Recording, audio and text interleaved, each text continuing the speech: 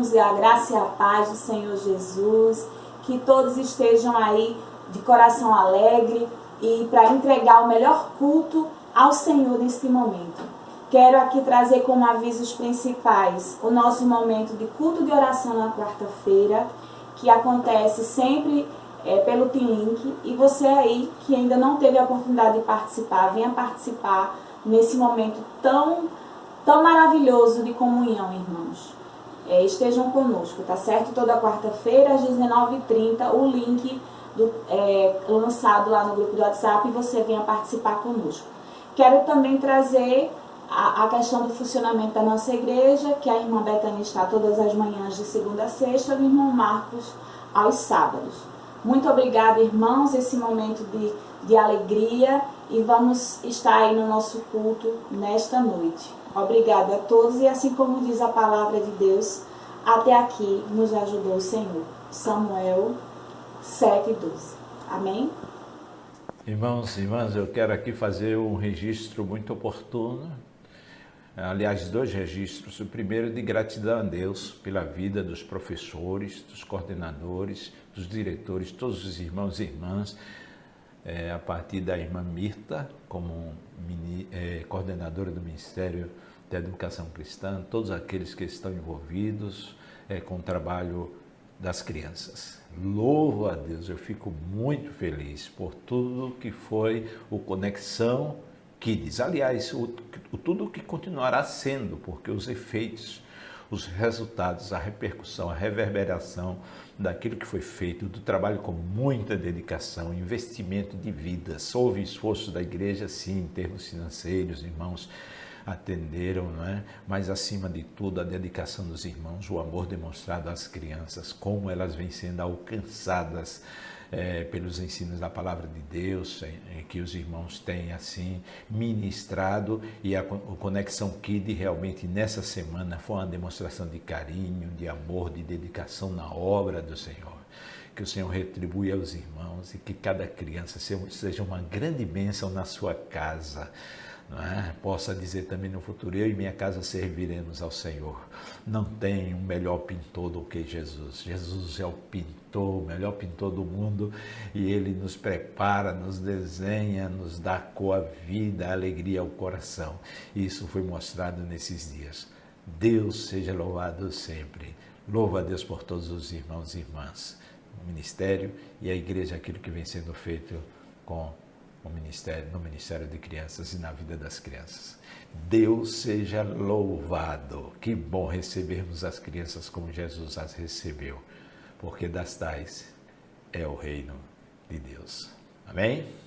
Graça e paz, meus irmãos. Seja bem-vindo a mais esse culto nesta noite de domingo, que nós possamos estar com o coração completamente abertos, para que o Senhor possa falar ao nosso coração e sairmos desse culto completamente transformados e movidos pelo amor do Espírito de Deus. Então gostaria de convidar o irmão para iniciarmos nosso culto, fazendo aqui o introito bíblico que se encontra lá no Evangelho de João, no capítulo 4, no verso 23. Leamos então. Mas a hora vem, e agora é, em que os verdadeiros adoradores adorarão o Pai, em espírito e em verdade. Porque o Pai procura tais que assim o adorem. Façamos então a chamada adoração ao Senhor, juntamente com a nossa irmã Amparo.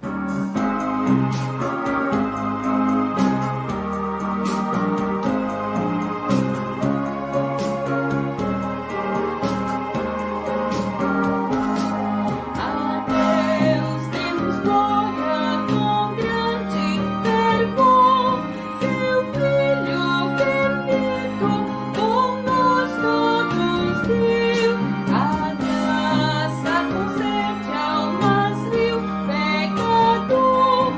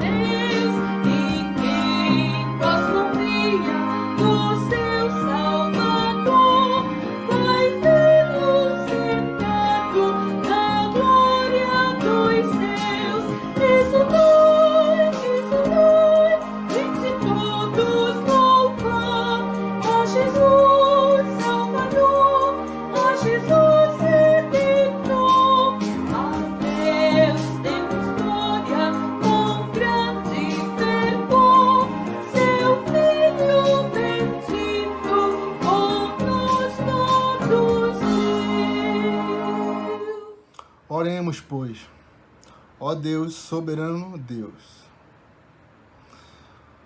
Ó Pai, muito obrigado pela tua promessa, pelo teu cuidado, pela tua graça e pela tua misericórdia, Senhor, derramada em nossos corações, em nossas vidas, todas as manhãs. Ó Pai, que tu possas estar recebendo o nosso louvor e toda a nossa adoração, como aroma suave às tuas narinas. Que nós possamos estar com os corações abertos, prontos para receber a palavra de transformação do Senhor. Fica conosco e recebe o nosso culto. No nome do teu Filho amado Jesus, em quem te oramos. Amém. Vamos louvar então com a equipe de louvor da nossa igreja. Olá, meus amados irmãos, graça e paz. Mais uma noite estamos reunidos para louvarmos ao Senhor, a demonstração da sua grandeza, da sua bondade.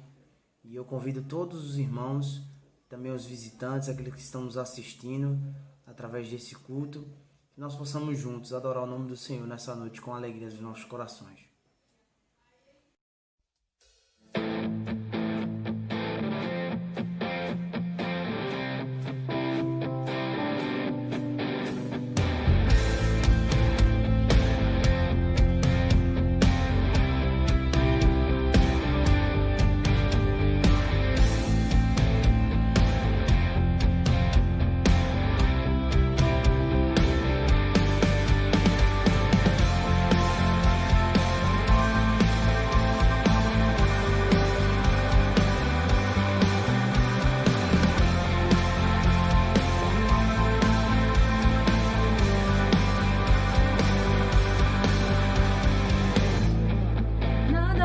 Separar, mesmo se eu me abalar, teu amor não falha.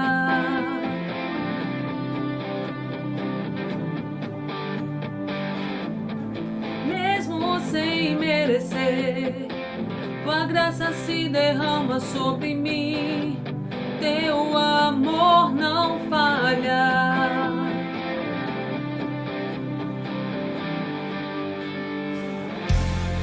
Tu és o mesmo para sempre, teu amor não muda.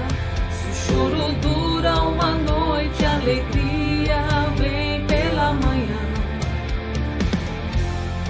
Se o mar se enfurecer, eu não tenho o que temer, porque eu sei que me ama. Teu amor não falha.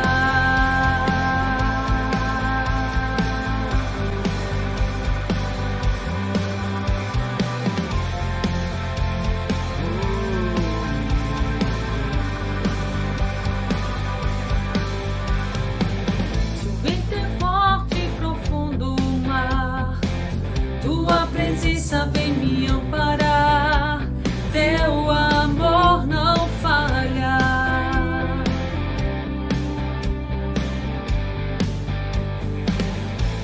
Difícil é o caminhar, nunca pensei que eu fosse alcançar, mas teu amor não falha.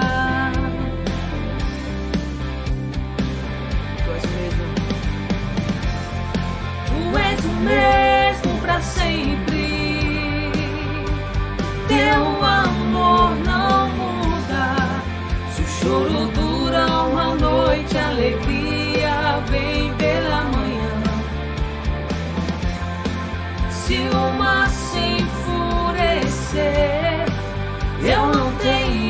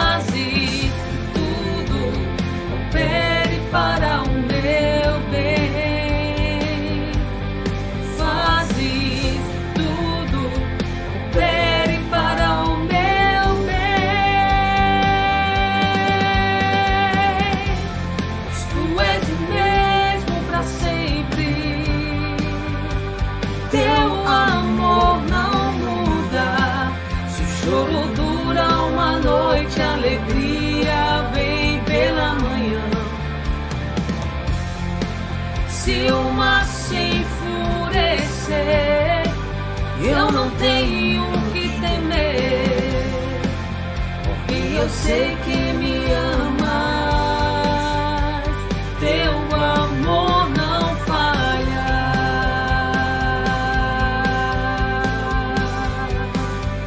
teu amor não falha,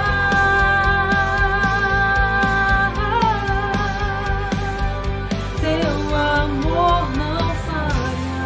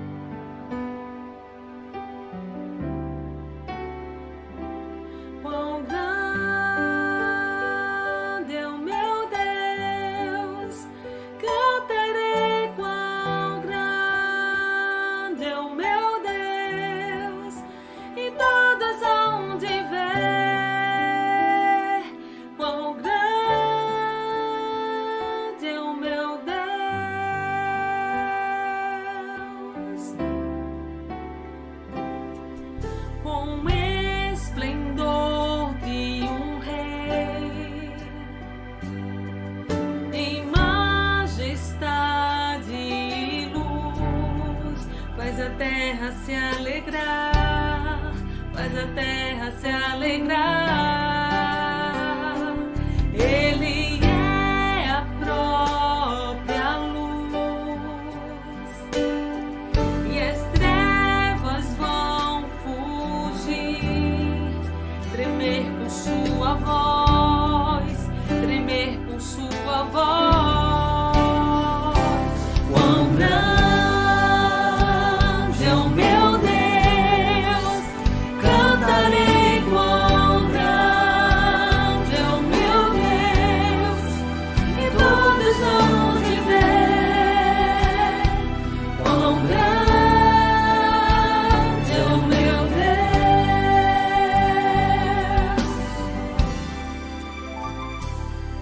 Por gerações Ele é.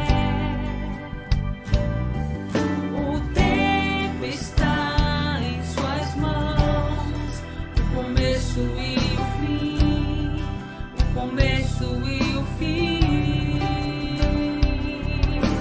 Três que são só um, Filho, Espírito e Pai, Cordeiro e Leão, Cordeiro e Leão. Quão grande é o meu Deus, cantarei quão grande é o meu Deus, e todos vão te ver. Quão grande é o meu Deus.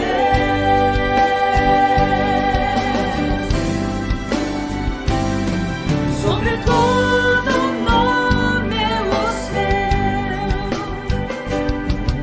o és digno do louvor,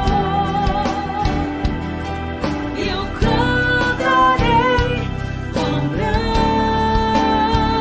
é o meu Deus, é o meu Deus, é o meu Deus, cantarei quão grande é o meu Deus, e todos vão te ver. Quão grande é o meu Deus,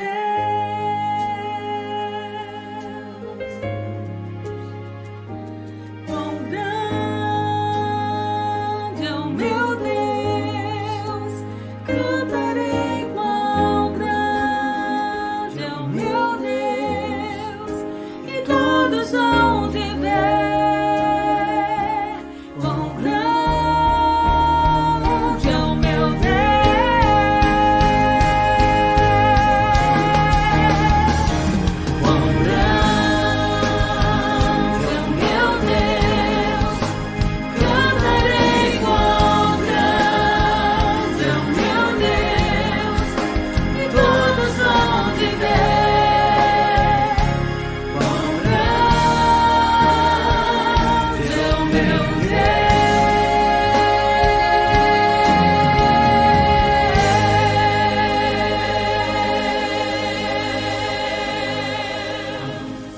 Bom, irmãos, vamos dar continuidade ao nosso culto, fazendo o recitativo bíblico que se encontra no livro de 1 Crônicas, capítulo 29, versículo 9, que assim diz a palavra do Senhor. E o povo se alegrou, porque contribuíram voluntariamente, porque com o coração perfeito, voluntariamente deram ao Senhor. E também o rei Davi se alegrou com grande alegria. Amém. Façamos então um momento de dedicação de vidas e bens. Pai, meus queridos irmãos, eu gostaria de dar uma breve palavra sobre este momento de dedicação, mas antes eu gostaria de lembrar aos queridos irmãos do desafio que foi feito para toda a igreja em relação ao revestimento interno, né, do nosso templo, né, o templo onde nós congregamos, o templo que pertence ao Senhor, e nós somos apenas seus mordomos. E eu me lembro aqui agora de quando Neemias foi desafiado a erguer os muros de Jerusalém, onde ele saiu conversando com os seus irmãos lá em Israel e levando-os, animando-os para a reconstrução dos muros de Jerusalém. Guardadas as devidas proporções, é um desafio num momento tão difícil em que nós estamos passando, todo o mundo, o Brasil e Recife, e nossos irmãos estão sofrendo também. Nós estamos sofrendo por várias situações. Mas o desafio foi lançado e nós já colocamos a mão no arado. Nós não podemos mais olhar para trás, né? E nós precisamos, meus queridos, da sua ajuda. Se você não puder contribuir financeiramente, você pode contribuir indo lá, colocar a mão no arado, colocar a mão na massa propriamente. Se você não pode fazer nenhuma dessas duas coisas, ore. Ore ao Senhor para que Ele levante obreiros, para que Ele levante pessoas, né? E Deus, Ele tem o domínio de tudo, de todo mundo. E Deus, Ele pode usar até o ímpio. Nós temos relatos na Bíblia onde Deus usou o ímpio para abençoar a obra, para abençoar a vida, para abençoar o ministério de quem quer que Ele queira e que Ele entenda fazer. Então você é desafiado a nos ajudar. Existe a forma simples de você contribuir. Você põe a sua oferta lá no envelope, designando que é para o revestimento do templo, e aí a nossa tesouraria vai designar e pode saber que nós prestaremos conta aos irmãos amanhã de todo centavo que chegar em nossas mãos. Tá bom, meu irmão? E queria também falar brevemente sobre esse momento de dedicação dos dízimos e oferta. Eu já falei em outras oportunidades que o momento de dízimos e ofertas, ele faz parte do culto.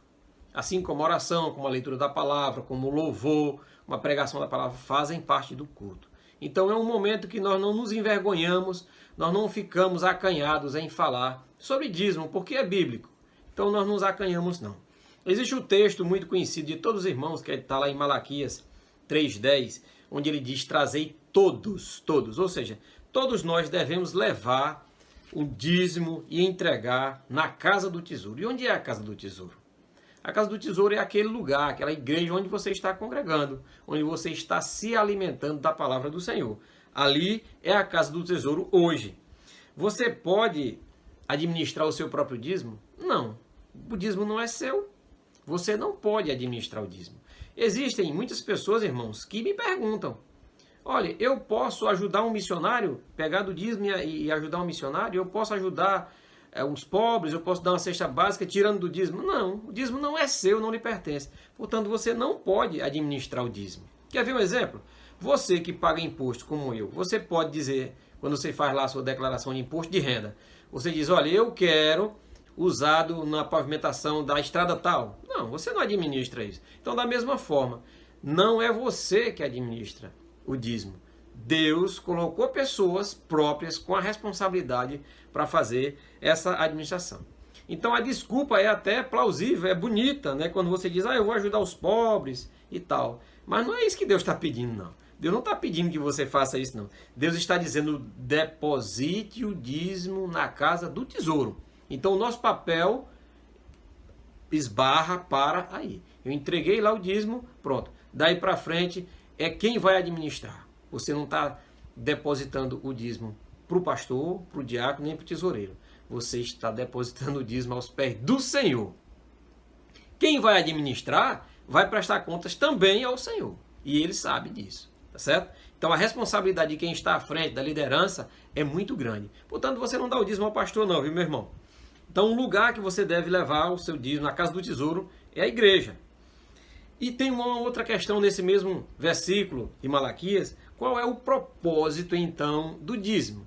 Muitas pessoas acham que não precisa mais, que o dízimo era da lei, nós não estamos mais vivendo a lei, estamos vivendo agora o período da graça. Eu já dei uma explicação outro dia sobre isso. E quero apenas dizer que o propósito do dízimo é para que haja mantimento na minha casa? Diz lá no versículo. E qual é os trabalhos que nós desenvolvemos? A manutenção dos ministérios, né? O pagamento de funcionário, as taxas de água, de luz, de impostos, enfim. Esse é o propósito de você fazer essa sua contribuição, para que haja sustento na casa do Senhor. E eu acho muito interessante esse versículo, irmãos, porque ele diz assim: provai. É o único versículo que eu conheço da Bíblia que Deus disse. Eu faço um desafio com você. Seja um dizimista fiel para você ver como eu vou abrir as janelas do céu, as comportas do céu. E aí, irmão, quando eu vejo essa palavra, quando eu abrir as janelas do céu, eu me lembro daquele versículo lá de Gênesis. Lá em Gênesis, no capítulo 7, versículo 11, ele diz quando Noé entrou na arca e diz que a porta da arca foi fechada e tal. Ele diz assim, a parte B, 7 e 11. Eu vou ler aqui para os irmãos verem. Né? Diz assim: romperam-se todas as fontes do grande abismo e as janelas do céu se abriram. E houve copiosa chuva sobre a terra naqueles 40 dias. Então, irmãos, quando Deus diz assim, eu vou abrir as janelas do céu, é muita bênção, irmão. Não é brincadeira, não. Imagine que essa mesma conotação de janelas aqui do céu, quando ele diz que abriu as comportas do céu e derramou chuva, derramou água e que inundou todo o mundo, toda a terra, perdão. É assim. E eu quero só fazer um lembrete, mas quando Deus diz que vai te abençoar, que vai abrir a janela do céu e derramar bênção sem medida na sua vida, não é só em dinheiro não, irmãos. Ele vai abençoar a sua saúde, a sua família, seu casamento, seu emprego, vai lhe dar ânimo, vai lhe trazer paz. Isso são bênçãos. São bênçãos sem medida na sua vida. Faça esse desafio com o Senhor. Ele está lhe chamando, segundo o versículo de Malaquias, para que você faça esse desafio com ele. Seja um dizimista fiel, que você vai ver as comportas do céu, as janelas do céu se abrir em sua vida. Que Deus nos abençoe, meus irmãos. Amém. Gostaria de mais uma vez convidar os irmãos para que juntos façamos a leitura bíblica que se encontra lá no Evangelho de João, no capítulo 16, versículo 22. Leiamos, pois, então. Assim também vós agora, na verdade, tendes tristeza, mas outra vez vos verei, e o vosso coração se alegrará, e a vossa alegria ninguém poderá tirar. Feche seus olhos, vamos fazer esse momento de oração juntos, que você possa colocar em oração aquelas pessoas que estão enfermas, aquelas pessoas que infelizmente foram acatadas pelo vírus, que você orasse também em favor da nossa igreja. Estamos em processo de mudança, como os irmãos têm visto no grupo do WhatsApp, nas redes sociais, algumas reformas que estão ocorrendo em nosso templo para fazer o melhor para o Senhor. Então que os irmãos estejam orando pela nossa igreja, orando pelos nossos pastores, para que o Senhor os sustente com a sua palavra, com toda a força que vem do alto, para que os nossos pastores possam cuidar melhor do rebanho no qual o Senhor confiou a eles. Oremos, pois, então. Ó Deus, obrigado, Pai, porque o Senhor tem sustentado a tua igreja. Obrigado porque o Senhor tem dado vida, saúde, paciência e, acima de tudo, misericórdia, Pai. Ó Deus, continua a sustentar teu povo, tua igreja, em especial os nossos pastores, pastor Pedro, pastor Deusarte, que eles possam estar cada dia mais ansiosos a buscar o Senhor, a se alimentar da sua palavra, e que eles possam ser a cada dia mais capacitados pelo teu Espírito a cuidar do rebanho pelo qual o Senhor confiou. Ó Deus, que tu possas estar trazendo cura para aqueles que estão enfermos, que tu possas dar suporte, cuidar da nossa saúde, cuidar da nossa vida, e que nós possamos estar completamente satisfeitos no Senhor, independentemente das circunstâncias que temos passado, pois sabemos que tudo aquilo que estamos passando, todas as coisas, elas cooperam para o bem daqueles que amam ao Senhor. E assim tem acontecido com a nossa igreja. Tudo isso tem acontecido para o nosso bem e para o louvor da sua glória. Então que nós possamos compreender isso e ficarmos completamente satisfeitos do Senhor, porque é assim que nós glorificamos o seu nome. Muito obrigado por tudo. Continua a nos dar um culto abençoado. Recebe todo o nosso louvor e a nossa adoração. Em nome de Jesus. Amém.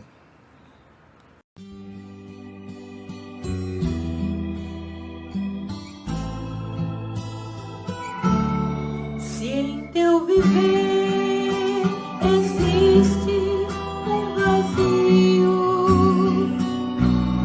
e se não podes cantar como os que cantam pra Jesus, não se detenhas, não chores, meu amigo.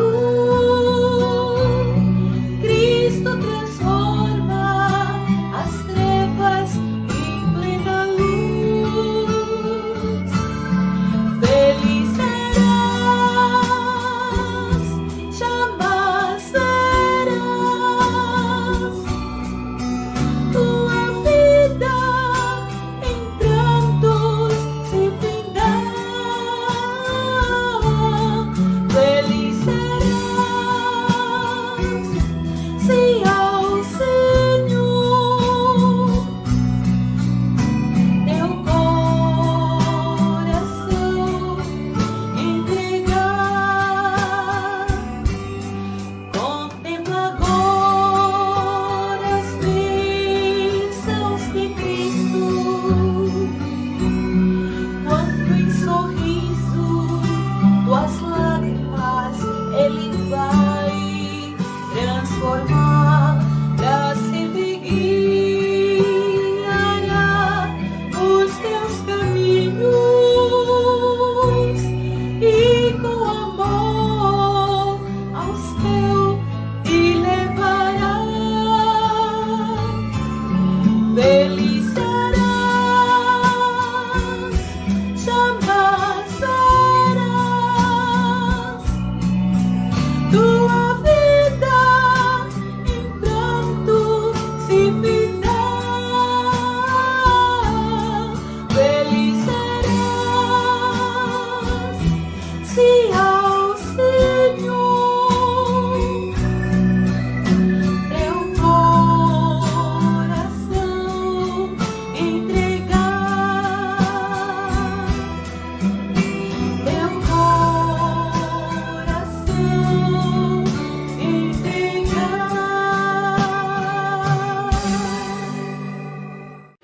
Bom, irmãos, vamos ao momento mais importante do nosso culto, que é o momento da proclamação da palavra do Senhor. Estaremos em espírito de oração, com o coração completamente aberto, para recebermos e sermos transformados pela palavra de Deus. Saúdo a todos os irmãos e irmãs, aqueles que nos assistem nesse momento de culto, nesse momento de reflexão. Gostaria de trazer nesta hora uma parte da porção da palavra do Senhor para que possamos nos debruçar, ler o texto e fazer algumas considerações na expectativa de que o Espírito Santo do Senhor nos ilumine, nos faça compreender, nos dê discernimento nesse contexto atual e nos dias vindouros. Pretendemos aqui fixar sobre o dilúvio como um dos atos de julgamento de Deus na história da humanidade. A chuva torrencial como castigo, a arca como instrumento de salvação e a porta da arca como medida ou instrumento da justiça divina. E vamos especificar na questão da porta que se fechou. Por favor, abram suas Bíblias no livro de Gênesis, o livro do começo de todas as coisas, capítulo 6 e 7. No capítulo 6 leremos alguns versículos, no 7 outros eu indicarei. Diz a palavra do Senhor, Gênesis 6, a partir do versículo 5. O Senhor viu que a perversidade do homem tinha aumentado na terra e que toda a inclinação dos pensamentos do seu coração era sempre somente para o mal. Então o Senhor arrependeu-se de ter feito o homem sobre a terra. E isso cortou-lhe o coração. Disse o Senhor: farei desaparecer da face da terra o homem que criei, os homens e também os animais grandes, os animais pequenos e as aves do céu. Arrependo-me de havê-los feito. A Noé, porém, o Senhor mostrou benevolência. Isso é o que o texto diz nessa primeira parte. Gênesis 7, a partir do versículo 6, diz: Noé tinha 600 anos de idade quando as águas do dilúvio vieram sobre a terra. Noé, seus filhos, sua mulher e as mulheres de seus filhos entraram na arca por causa das águas do dilúvio. 11. No dia em que Noé completou 600 anos, um mês e 17 dias, nesse mesmo dia, todas as fontes das grandes profundezas jorraram e as comportas do céu se abriram. E a chuva caiu sobre a terra 40 dias e 40 noites. Naquele mesmo dia, Noé e seus filhos, Sem, Cã e Jafé, com sua mulher e com as suas mulheres, as mulheres de seus filhos, entraram na arca. Com eles entraram todos os animais de acordo com as suas espécies, todos os animais selvagens, todos os rebanhos domésticos, todos os demais seres vivos que se movem rente ao chão e todas as criaturas que têm asas, todas as aves e todos os outros animais que voam. O versículo 16, parte B, diz: Então o Senhor fechou a porta. Prezadas, nós gostaríamos de especificar aqui que a quebra da ordem divina pela desobediência do primeiro casal desencadeou o plano de redenção de Deus estabelecido, declarado em Gênesis 3, 14 e 15. Que da semente da mulher nasceria um que esmagaria a cabeça da serpente e esta lhe feriria o calcanhar. Estava se referindo a Jesus. E é importante que, entendendo isso, entendamos também que Deus vem executando, através dos anos, dos tempos, esse plano de diversas formas e em diversos lugares. De forma exemplificativa, por atos tipológicos e progressivos de julgamentos que apontam para o dia do julgamento final. Quero dizer que há uma sequência de atos de julgamento de Deus que vai culminar com um último julgamento, o julgamento final, retratado em Apocalipse 20, 12 e 13. Portanto, eu quero destacar que é muito importante aproveitar a oportunidade de redenção e salvação antes que a porta se feche, como aconteceu nos tempos de Noé, antes do dilúvio ou no dilúvio. E em relação ao dilúvio, é relatado em Gênesis 6 e 7, queremos destacar que o dilúvio é lembrado por todos, aliás, nunca será esquecido. Até porque o comportamento da humanidade da época do dilúvio irá se repetir quando da vinda do Filho do Homem, no julgamento final, na vinda de Jesus, na parousia, no retorno de Cristo para julgar a todos. Conforme disse o próprio Jesus em Mateus 24, no seu sermão escatológico, sermão dos fins dos tempos. Hoje ainda tem gente que não crê que o dilúvio aconteceu. Direito de alguns. Como Jesus iria fazer referência a um fato, mencionar um fato e uma comparação muito importante para toda a humanidade se ele não tivesse acontecido? Jesus disse, assim como nos tempos de Noé, o povo vivia do jeito que vivia. Irmãos, o propósito do dilúvio como um acontecimento real e um instrumento de julgamento deve ser observado, deve ser entendido por todos nós. E esse tema do dilúvio, ele está em várias culturas, em várias religiões. Religiões de países que... Existem religiões de países que têm uma história de dilúvio nas suas crenças, com contornos e propósitos aproximados daquele que a Bíblia relata. Tal fato reforça a ideia de que o dilúvio foi global, de que ele aconteceu e que foi um ato de julgamento de Deus.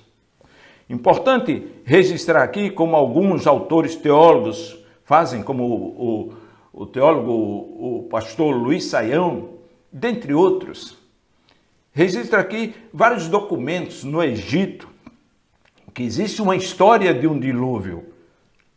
Documentos dos egípcios falam que o deus egípcio, decidiu exterminar o homem com um dilúvio de sangue que atingiu a cidade de Heliópolis, morada dos deuses. Tem essa história na religião, na mitologia egípcia. Também na mitologia indiana, poderíamos citar aqui, fazer referências a diversos livros, a diversos documentos. Na mitologia grega, na história grega da religião grega, os gregos também mencionam um grande dilúvio em 5 lendas, conforme Plutarco registra.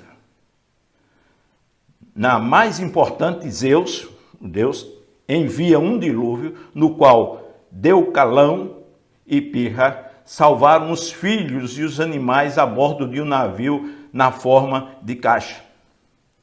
Mas é exatamente na Babilônia que vamos encontrar que os autores, os estudiosos encontraram documentos mais próximos do relato bíblico que falam também de dilúvio. Então, quero dizer com isso que a ideia do dilúvio, ou fato, ou o dilúvio como instrumento de julgamento, está aí presente em várias mitologias ou em várias religiões. E, lógico, não exatamente como está na palavra de Deus. A palavra de Deus tem a sua especificidade, que é uma ação de Deus, do Deus Todo-Poderoso, em relação ao comportamento ou à depravação dos homens. Então, o que nós queremos registrar é que, de fato, o dilúvio aconteceu, ele é contado de várias formas, mas que a Bíblia traz exatamente os critérios de Deus, de julgamento de Deus, os propósitos de Deus, a finalidade do dilúvio, e faz uma comparação ao juízo final. Qual será o comportamento da humanidade e dos homens? Pois bem, vejamos agora no contexto que relata o julgamento de Deus pelo dilúvio. O contexto, vejamos esse contexto. O contexto é um contexto de degradação, de perda de referenciais, de distanciamento do propósito de Deus, dos ensinos da palavra do Senhor, degradação moral, degradação ética, degradação espiritual da humanidade. O texto que nós lemos e outros versículos que aí estão mostram como a situação estava deplorável, como aquilo chegou à presença do Senhor, ao coração de Deus e entristeceu o coração de Deus. Algumas antropopatias, algumas expressões humanas relacionadas a Deus aqui, aplicada ao comportamento de Deus, que é Deus se arrependeu. Lógico, Deus é onisciente, onipresente, onipotente. É uma forma de compreensão nossa de que Deus estava descontente, de que o homem havia quebrado o pacto, os propósitos de Deus não estavam sendo alcançados.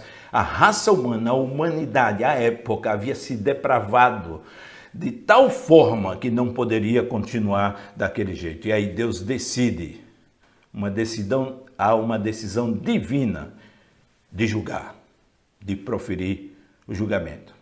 E aí aparece então um homem, o único considerado justo, porque a Bíblia diz que Noé andava com Deus, né? Tinha comunhão com Deus.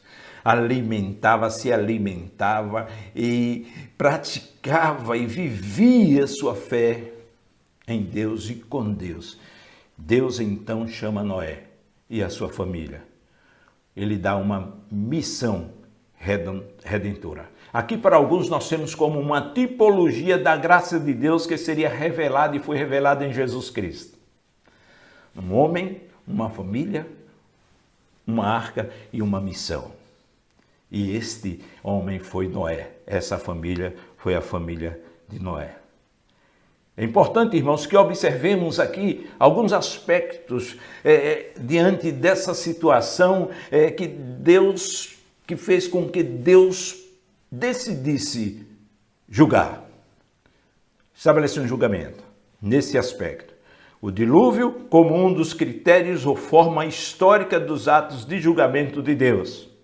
Como já disse no início, onde a chuva torrencial é o castigo pelo pecado, pela desobediência, em face da depravação humana. A arca é um instrumento de salvação e a porta da arca, medida ou instrumento da justiça divina. É importante isto.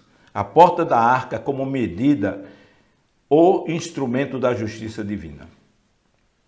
Alguns conceitos, alguns destaques. O que é julgar e o que é julgamento? Poderíamos simplificar aqui que julgar é o ato de emissão ou declaração de um juízo valorativo sobre o comportamento que alguém estava ou está obrigado a observar e não observou, a praticar e não praticou. Isso a partir das referências para esse comportamento, a partir das normas estabelecidas, a lei ou regra, seja ética, moral, legal ou espiritual. Sabemos isso quando alguém descumpre a lei, vai ao julgamento, vai a um procedimento, e o juiz tem que dar a sentença que condena ou absolve. Esse ato de declarar é julgar. E todo esse contexto do julgamento é o conjunto dos fatos, atos e pessoas que praticam ou são alcançadas pelo ato de julgar. Que praticam esses atos ou são alcançadas pelo ato de julgar. O julgamento é esse conjunto. Nele o juiz julga, profere a sentença. Nesse particular, irmão, sobre julgamento, sobre julgar, a Bíblia pode ser considerada como um livro do julgamento de Deus. Nessa dimensão também. E a partir de Jesus, sua ênfase maior é o julgamento, a ênfase maior da Bíblia é o julgamento para a salvação pela graça de Deus instrumentalizada e disponibilizada por e em Jesus Cristo. Quem crê será salvo, quem não crê já está condenado. É isso que a palavra de Deus relata a respeito de julgar e julgamento. Podemos fazer uma relação com aquilo que temos no dia a dia, sobre julgar e julgamento. Aquela questão foi a julgamento. O juiz vai julgar, proferir a sentença. Aquela questão do povo, Deus decidiu proferir, julgar o povo que havia se desviado, se depravado, a humanidade. E aí Deus proferiu a sentença com esses elementos que eu já disse. Eu gostaria de destacar aqui, irmãos e irmãs, ouvintes, alguns aspectos importantes ou critérios do julgamento de Deus. Isso é importante, porque o julgamento do homem, que o homem profere, é distinto em vários aspectos, na forma e no conteúdo. Em relação aos aspectos do julgamento de Deus, nós poderíamos dizer, primeiro, Deus é ser soberano. Não existe outro igual, só Ele. É onisciente, onipresente e onipotente. Podemos ver isto no Salmo que estudamos, Salmo 139. Segundo, Deus é verdadeiro. Deus é verdadeiro, não há sombra de variação. Não há como errar no julgamento. Uns tempos atrás, a humanidade soube exatamente, ficou sabendo de uma sentença de um cidadão americano, e vários casos aconteceram, que ficou 37 anos preso, inocente. As provas vieram depois com o avanço da tecnologia, verificação de DNA, tudo isso, e viram que, de fato, ele era inocente. Não tinha verdade naquele julgamento. Houve um equívoco humano. Com Deus não existe isso. Deus é verdadeiro. Ele é a verdade. E Jesus disse a Pilatos, conheceis a verdade e a verdade vos libertará. Aletheia, sim, no grego. É verdadeiro, Deus é verdadeiro, não existe sombra de variação. O que diz é aquilo mesmo, não tem outra coisa distinta. E o terceiro critério importante desse aspecto do julgamento de Deus é que Deus é justo juiz. O que significa ser justo? Vários conceitos. Mas aqui queremos dizer, ele julga de acordo com os preceitos, as leis existentes, sejam morais, éticas ou espirituais, e dá a cada um o que merece, de acordo com o que fez e praticou. Não vai ser diferente, não vai ter um jeitinho brasileiro ou de outro tipo. Deus é reto juiz. A Bíblia, como palavra de Deus, como rasa grafê, é precisa nesse aspecto. É precisa e insistente, e afirma que Deus é um juiz reto, ou é um reto juiz. E essa verdade é ensinada desde o início. Dará a cada um o que merece no seu julgamento. De Gênesis a Apocalipse, Deus atua como justo juiz. Muito importante. Jeremias diz no seu capítulo 11, versículo 20, mas o Senhor dos Exércitos, justo juiz, mas ó Senhor dos Exércitos, justo juiz, que provas o mais íntimo do coração, veja eu a tua vingança sobre eles, pois a ti revelei a minha causa. É como de uma referência imprecatória que Jeremias deseja ver exatamente o justo juiz, o juízo de Deus, o julgamento de Deus diante de seus inimigos. O salmista no Salmo 105, versículo 7 diz, Ele é o Senhor, nosso Deus, os seus juízos permeiam toda a terra. Muitos outros textos, irmãos, da palavra de Deus fazem referência a essa questão. Mas tendes, diz Hebreus 12, 22 e 23, mas tendes chegado ao monte Sião e à cidade do Deus vivo, a Jerusalém celestial, e a incontáveis hostes de anjos, e a universal assembleia, a igreja dos primogênitos arroladas nos céus, e a Deus, o juiz de todos, e aos espíritos dos justos aperfeiçoados. Então, nesse aspecto desses critérios de Deus, como funciona no julgamento, que é diferente dos homens, nós poderíamos destacar ainda que todos seremos julgados diante de Deus. A Bíblia deixa claro isso em Apocalipse 20, 12. E vi os mortos, grandes e pequenos, em pé diante do trono, e abriram-se os livros, e abriu-se outro livro, que é o da vida, e os mortos foram julgados pelas coisas que estavam escritas nos livros segundo as suas obras. Aliás, não é apenas pelo que você crê, é pelo que você faz, e faz daquilo que você crê, ou porque você crê. Você será julgado pelo que você fizer, o que você está fazendo, por suas atitudes, não só pelos seus conceitos, os seus conhecimentos, inclusive da palavra de Deus. Todos seremos julgados, universal, global, todos serão alcançados pelo juízo de Deus. Um outro ponto é que as pessoas serão julgadas segundo o que fizerem. Já disse isso aqui, a Bíblia diz em Mateus 16, 27, porque o Filho do Homem há de vir na glória de seu Pai com os seus anjos, e então retribuirá a cada um segundo as suas obras. O terceiro aspecto desse critério é que o critério ou a medida do julgamento será a lei de Deus. A referência à lei de Deus, o pacto, a aliança, aquilo, desde o início, desde os 10 mandamentos, a amplitude que Jesus no Sermão do Monte, em Mateus, a partir do versículo 5, deu exatamente a lei, aos profetas, aos ensinos, a lição, o código de ética do reino de Deus.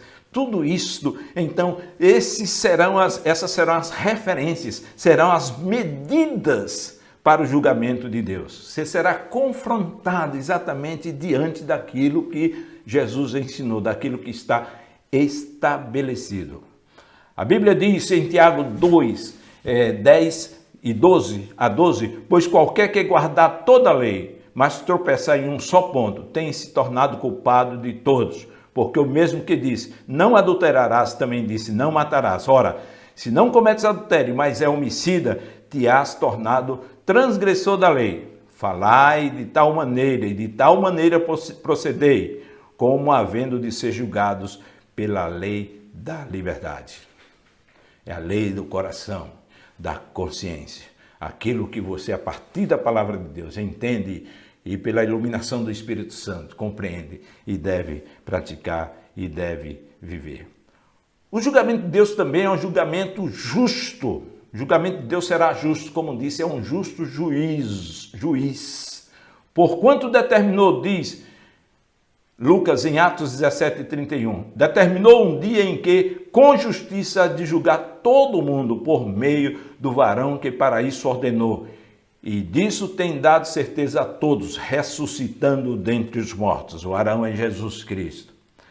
Um outro aspecto e final aqui desses critérios é que ninguém escapará do julgamento de Deus. A Bíblia diz em 2 Coríntios 5:10, porque é necessário que todos nós sejamos manifestos diante do tribunal de Cristo, para que cada um receba o que fez por meio do corpo, segundo o que praticou, o bem ou o mal.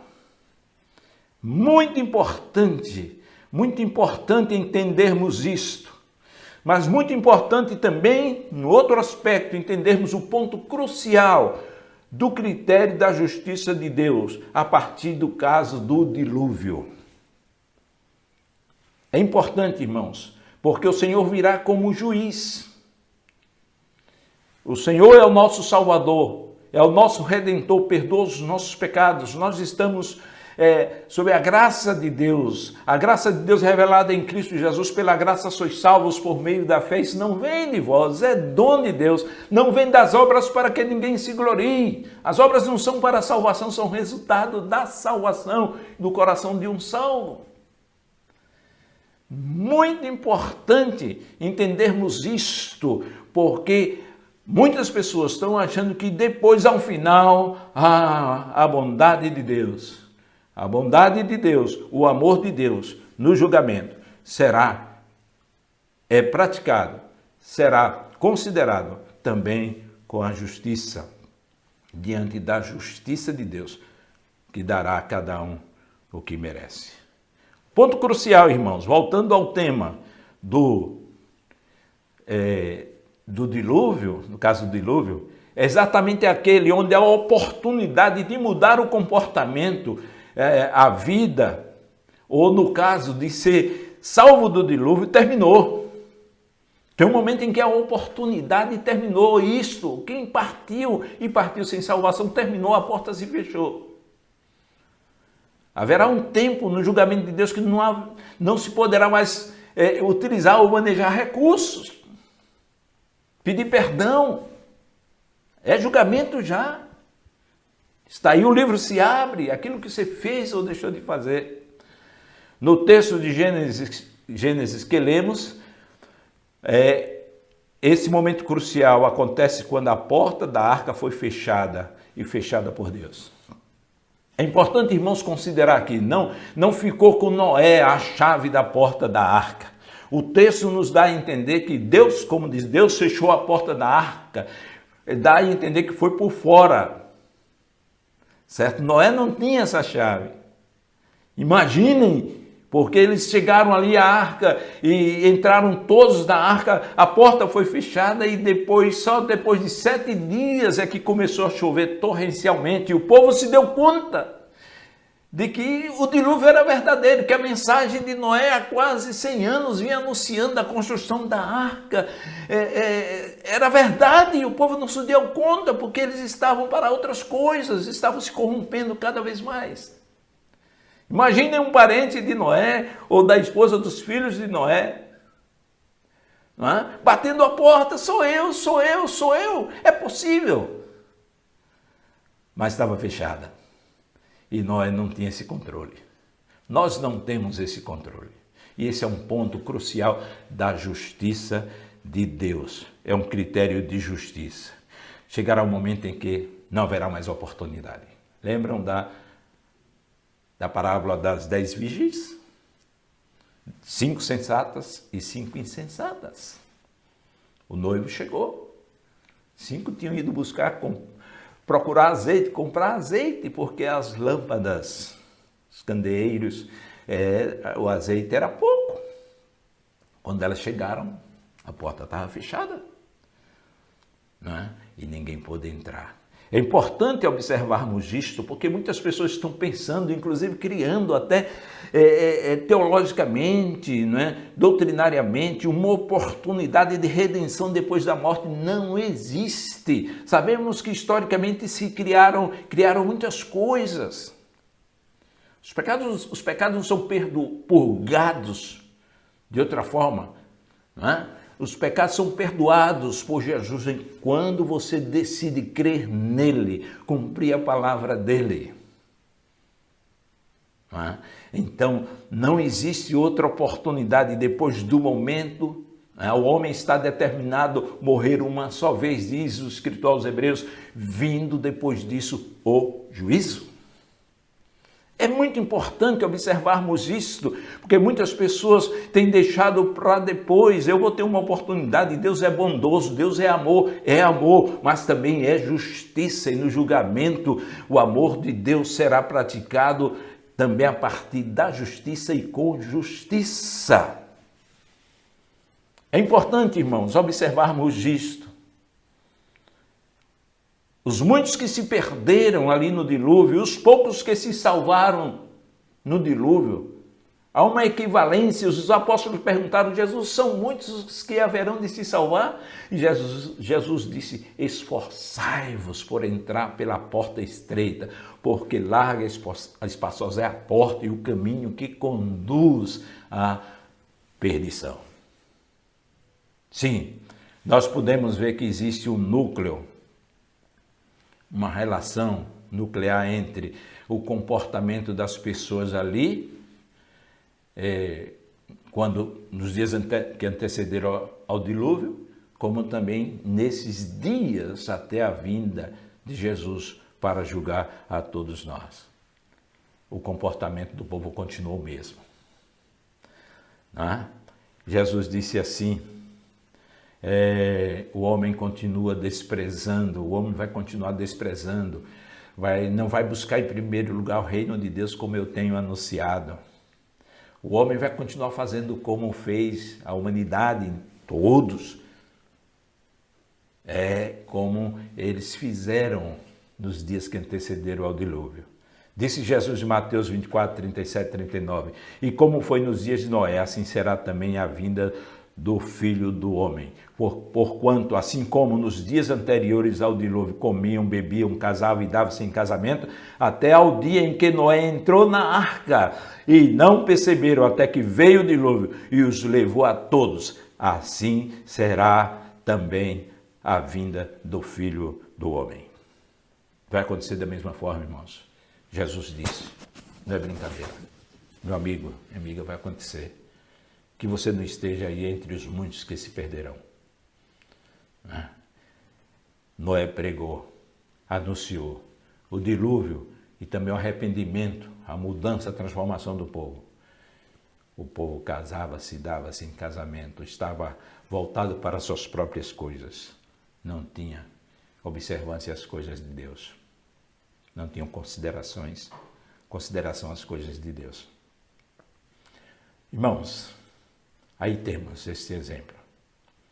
Deus julgou e continua julgando, julgará a humanidade, países, nações. Isso é próprio dos critérios dele, de acordo com as Escrituras.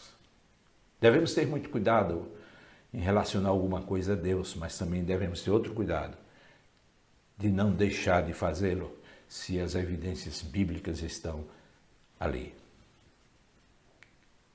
Quando Deus mandou matar, é um livro que existe e me chamou muita atenção no tempo de seminarista.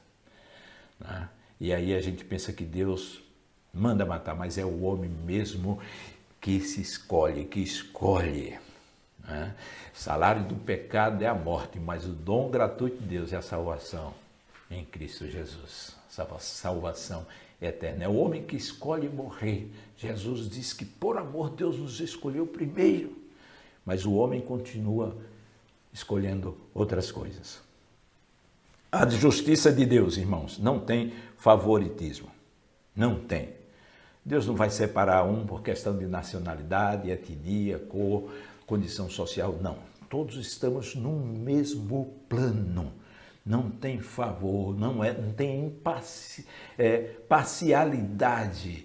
Com um faço isso porque gosto, é mais bonito. Não. É planificado, não é o ato de julgamento de Deus.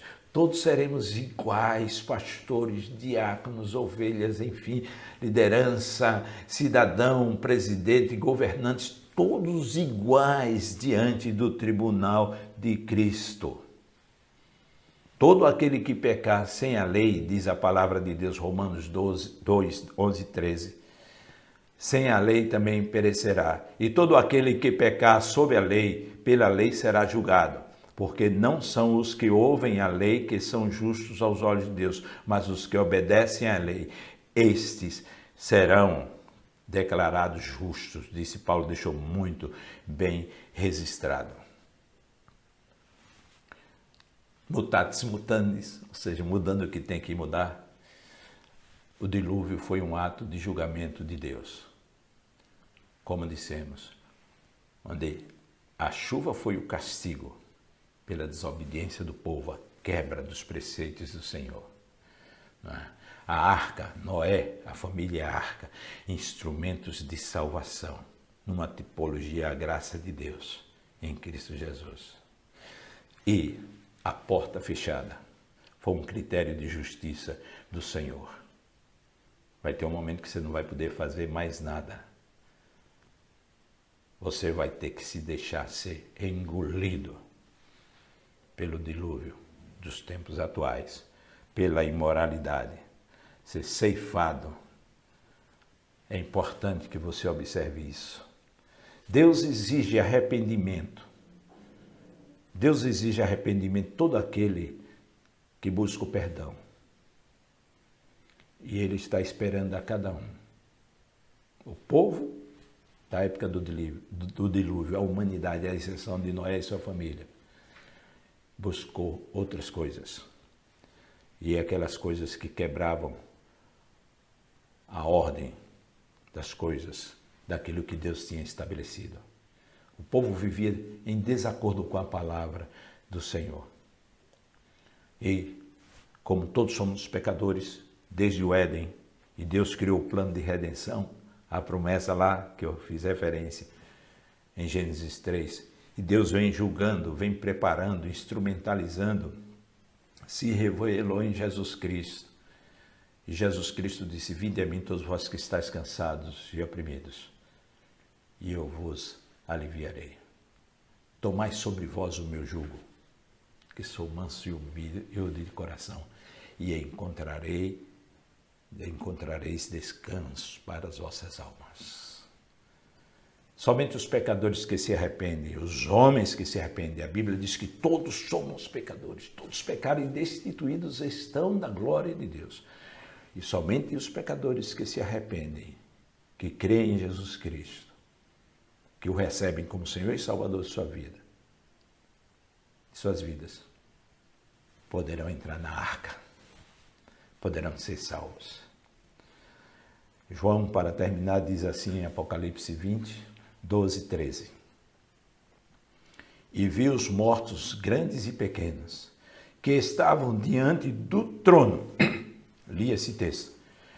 E abriram-se os livros, e abriu-se outro livro, que é o da vida. E os mortos foram julgados pelas coisas que estavam escritas nos livros, segundo as suas obras. E deu o mar os mortos que nele havia. E a morte e o inferno deram os mortos que neles havia. E foram julgados cada um segundo as suas obras. Todos seremos julgados. Não deixe a porta se fechar. A oportunidade de arrependimento. Muitas coisas que estão acontecendo aí têm nos marcado. As pessoas de repente parecem que vão mudar, mas depois se acomodam e se acostumam até com a pandemia, com o risco dela, o que ela está fazendo. E acham que não é nada. Não é bem assim. Peçamos ao Senhor discernimento, mas também tomemos decisões, tenhamos atitude nas nossas vidas. Se estamos em desacordo com a palavra do Senhor, seremos julgados por causa disso e condenados, mas ainda é tempo. Ó Senhor, abençoa todos nós. Senhor, que possamos entender o plano Teu na pessoa de Jesus Cristo e a oportunidade que Ele te dá, que Tu nos dás, de voltarmos, de sermos salvos, Senhor, de estarmos contigo eternamente. Para ouvirmos o Senhor, vinde bendito de meu Pai, benditos de meu Pai, para o lugar que vos está preparado desde a fundação dos séculos. Ó Pai, muito obrigado, porque Jesus nos salvou. Mas, Senhor, te pedimos que como igreja possamos ser instrumentos de salvação, anunciando a Tua palavra, a graça que há em Jesus Cristo. Obrigado por tudo, Senhor. No nome de Jesus te oramos. Amém.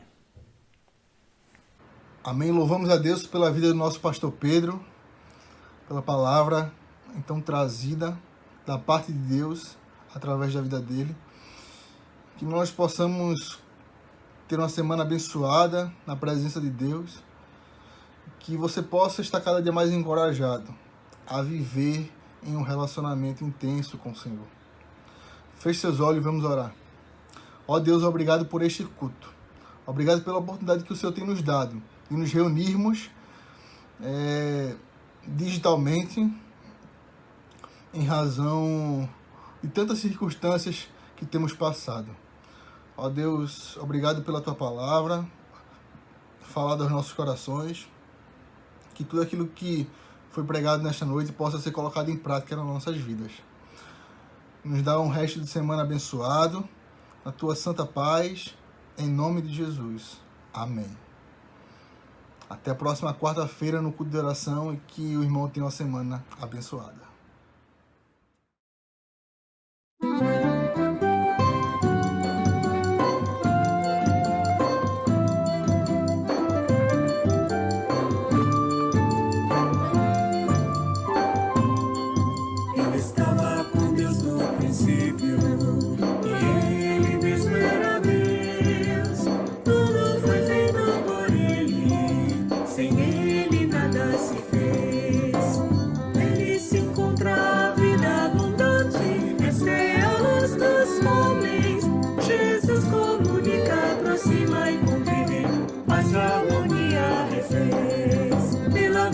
Jesus eu coopero com o que sou em minhas ações. Pela vida em Jesus eu coopero com minha igreja e com missões. Pela vida em Jesus eu coopero